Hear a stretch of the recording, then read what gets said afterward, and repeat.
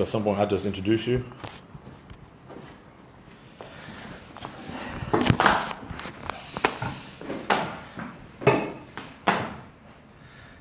Everybody's kind of coming in here. You can kind of tell the head count. It'll go up. Hearts. They kind of tap the screen and let you know that they like what you're saying or they're glad to be. Hey, good morning. Good morning. Good morning. Good morning, Sister Phyllis. How are you? Good morning. Nikki Cole, good morning. Hey, Terrell, good morning. Sister Ronnie, good morning to you. Reverend Sheila, Brother Kenneth, good morning. Pam Whitaker, good morning. Jessica, they came in quick right there. I missed some of those, but to everybody who came up, hey, good morning. Brother Garnett, good morning. Stacy, good morning. Rob, I see you got that star up there. Good morning. Hey, Katrina, good morning. Sarah, good morning to you. It's a great weekend, right? The weather is nice. We're definitely praying for families. Good morning. Hi to the guy behind you. Hey, that's Bill. Bill, you can speak. They want to say hi too. Definitely. Yeah, Bill's going to share with us a little bit this morning. Hey, Minister Bazemore, good morning. Deacon Shepherd, good morning. It is a great day. Listen, we're praying for families. Pastor White, good morning. They say hi, Bill. Yeah, we're praying for families that are, mourning this weekend because we definitely celebrate our soldiers, those who have given their lives and those who sacrifice daily. Hey, good morning from Richmond. Those who sacrifice daily, and actually today, glad to have Bill with us today. Bill, what branch of military were you in? I was in the Navy. Okay, Bill was a Navy seaman, and he's gonna kind of share a little bit later today. Hey, Rube. Glad to have you on. Glad to have you on. Hey, while everybody's coming on, let me just kind of toss this out now, and I'll toss it out again later. We've been kind of working on this series, and today is actually the last installment for the series. Oh, right? Oh, the last installment on the All Aboard series. However, here's what we've done. We have put together 3 volumes. Check it out. That's gonna be our book cover. Woohoo! Yay! Right? That's our book cover. We put together 3 volumes of the All Aboard series. The first volume will include all of the Old Testament ships that we looked at. The second volume will be just the stories about Peter. And then the third, he said, go Navy. And then the third installment will include everything after Peter, probably some of the Jesus stories, definitely Paul. And there are actually going to be some stories we didn't even talk about. So that's coming soon. You'll be able to get it from dsriddick.com. But that's coming. And so we're looking forward to that. That was kind of part of the surprise. And then the other part of the day is Bill. Look, let's kind of get in. I know you guys have a lot to do this weekend. Want to kind of start our lesson. And we are actually in, hey, good morning. We are in the last verse of Acts. Let me see if I can turn it this way. That way I can get, there you go, Bill. You're good right there. We're in Acts 27. And Acts 27, the very last verse 44. Here's what it says. It says, they get to this place. Remember, the ship is breaking. You get married tomorrow. Yes. Congratulations. Acts 27, right? Acts 27, verse 44. It says they get to this place where the ship now has broken. And now that the ship is broken, they're trying to make it to land. So remember, some are being asked to jump off ship and swim. Some of them are asked to, but yeah, let me do this. Let me read it. I want to paraphrase it. Here it is, Acts 27. Right. It says the rest were to get there on planks or on other pieces of the ship. In this way, everyone reached land safely. Remember, the ship is now splintered. Boards are now broken. Sails are torn, battered. The boat that they tried to keep together themselves is not working. Here's the key. They do not make it over on land complaining about what they do not have. They do not make it on land, frustrated because of how broken life is. They make it over because they still use what they have. And that's our encouraging word as you go into the weekend. Look, life is such where storms are going to come. Ships are going to break. Here's the key. Don't be so overly concerned about what you don't have or who's not there or what you lost or what you couldn't get. You will find much more enjoyment and pleasure and favor in life when you're able to really take time and look at what you still do have. Look, they didn't have everything they needed, or they didn't have everything they wanted, but they still made it over in pieces. With the small planks and broken boards, they were able to get from where they were, a broken scenario in the storm, in the sea, and they sailed, floated, swam so that they could move from there to get to land. And today, that's the goal. The goal today is to focus on what you do have. Focus on what's still ahead. Focus on the positives.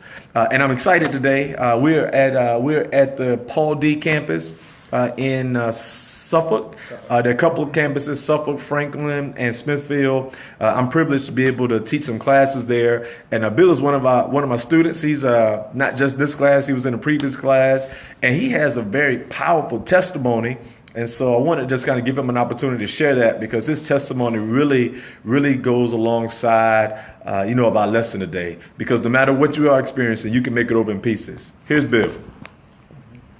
Bill, would you like to kind of share? Hi, good morning, everyone. Yeah, they can hear you. They can.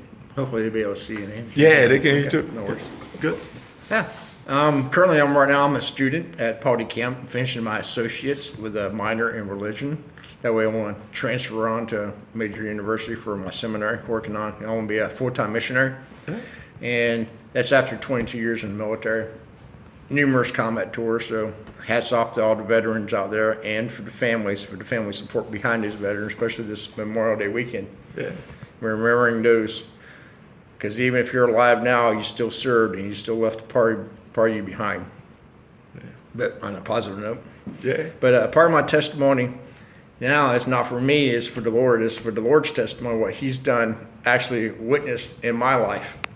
Is I quit my job in August of last year, and I was frustrated, not to quit my job, but I was frustrated with a lot of the churches, with the lack of organization, and wanting to move further for one church, for preparing the bride for Jesus, for the one church, and all the churches not working together.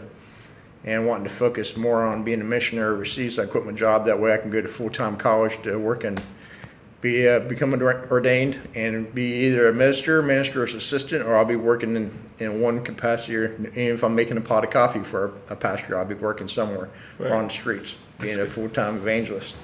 That's great. I'm glad I chose that route then, because by focusing more, that helped me prepare for the future. I didn't even know where I was being led. And that's just a faith journey. Okay. And at the same time, my son is doing a faith journey. He actually drove his car from Virginia all the way down to Nicaragua. Wow. He drove, and he stayed there for almost 5 months. He was a full-time missionary assistant, and cooking as a chef for an entire mission's church there in Nicaragua for the last almost 5 months or so. That's good. And that's full-time ministry, full-time faith journey. Being led by the Spirit, being led by the Lord. And at the same time he was doing that, I was on my faith journey here, continuing school, continuing education, and living, not just reading, but living in the Word. Okay. And this past February, it's February 27th, I went and did a 2-mile run, working off some my body weight. Did a 2-mile run that Friday afternoon. I started getting a little pain, and not to go too death into the Spirit or about healing and laying hands on yourself, because I did, and Spirit was working with me. It's like, this is more than I'm able. And so I went to the emergency room, and Saturday, after running tests all day long, I had to have emergency surgery because I had 100% blockage of the colon. And so they went in, once they removed that blockage, which was 100% blockage, they had to remove 12 lymph nodes that were possibly affected, and remove some of the muscle tissue that was holding the colon and intestine in place. And there's concern about, because I had 2 spots that looked cancerous that was actually on my liver. Right. So because they did emergency surgery, they went ahead and did as much as they could until waiting on further exams and biopsy and everything. And 3 days later, once they looked at everything, they said if chemotherapy didn't work, I had maybe 6 months to live. Due to some of the lymph nodes, because the colon was cancer. It was stage 4 and already migrated out to the lymph nodes in that area, and some of the lymph nodes that were radiating due to the exams were in an inoperable area. So if the chemotherapy didn't work, you had 6 months to live. And this is in February? In February. February. This past February. Okay. And it's like, I wasn't worried because I had the joy of the Lord and the strength, and I was like actually witnessing to people in the emergency room and ICU and everywhere. Wow. And singing in the spirit on the way to the operating room. And so I was like, complete peace, because it's beyond me. It was not me, it was beyond me. And I was like, not worried. Short term, long term, I'm thinking eternal, not short term. Wow. And so and it's like the Spirit of the Lord was so heavy. My friends came. We had like a Bible study meeting, prayer group, and before, and they didn't want to leave because they were like getting drunk in the Spirit, and they were just falling out. It was awesome. Yeah. But it's not me. It's all in the Lord and the joy of the Lord and the strength. And it's like just focusing on that. And that was February after emergency surgery, and then afterwards with the exams. Afterwards, just still looking at everything, is a minimum of 6 months chemotherapy. And my last exam, which is a week and a half ago from MRI, is that the lymph nodes that they could not operate on were no longer not even radiating, but back to normal size. Wow, that's good. And not even 2 months. That's like, great. So even if the doctor didn't believe in God, it's like it's not even enough time for the chemotherapy to really take effect anymore. Yeah. And the spot that they did, they burned a spot off of my liver. The other spot was a cyst. It was non-cancerous, and it's a normal cyst. Right. And they're just going to eye it for the next couple of years, just watch, make sure it doesn't grow, which I'm not worried about. He'll fall off the pass. But at the spot that they did burn off is like, just still looking at it, even if they had to go back in and burn again, they can even take that whole third part of the liver and not still be fine, even if they have to. But right now, it's fine. It's fine. It's fine. First of all, I want to say thank you to Bill for kind of sharing his testimony. He was kind of sharing with me, while we were here in class, and I thought, what a great testimony. Because one of the things I found with Bill, similar to our lesson today, is that even in the midst of chemo, even after the 6-month diagnosis, Bill was still excited, praising God, focusing on what he could do and what he does have. And listen, that's today's lesson. Today's lesson, like Paul, like Bill, you want to make sure that even if life is falling to pieces, you use those pieces to get ahead.